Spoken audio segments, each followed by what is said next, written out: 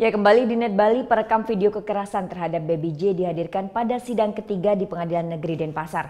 Dalam kesaksiannya, saksi diminta merekam Baby J saat menangis oleh ibu kandung Baby J. Selasa sore, sidang kasus Baby J kembali digelar di Pengadilan Negeri Denpasar dengan agenda mendengarkan keterangan saksi. Pada sidang ketiga ini, jaksa penuntut umum menghadirkan 3 orang saksi, yakni Ina Jayanti, psikolog dari P2TP2A, Mira Heltrayoni dari Yayasan Meta Mama dan Maga, dan Melisa Lulu, perekam video kekerasan Baby J. Ibu kandung Baby J, Mariana Dangu, terlihat beberapa kali meneteskan air mata saat mendengarkan keterangan saksi perekam.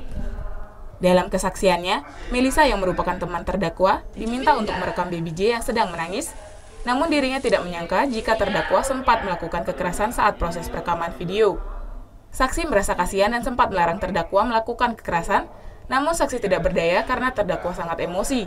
Ia pun tak menyangka jika video tersebut sengaja dibuat untuk dikirim ke ayah biologis Baby J.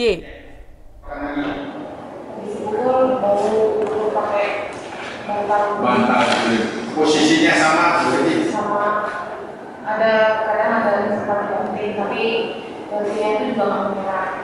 Tidak? Enggak. Dibandingin ke kasur? Bagi ke kasur saya tidak benar. Si bantal itu dipukulkan keras-keras? Sekedar lewat.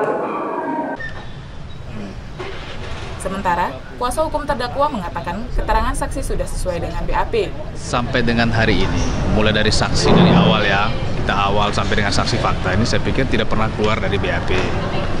Khusus saksi terakhir ini kan saksi fakta. Menurut kami saksi fakta ini menjelaskan apa adanya.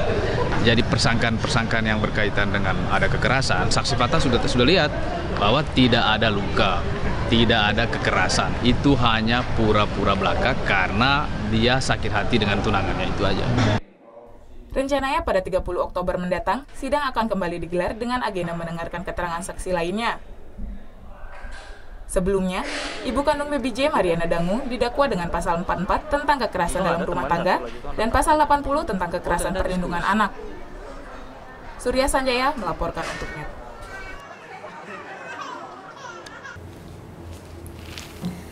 Udah selesai kan nontonnya? Nah, jadi jangan lupa buat like, komen, dan subscribe ya.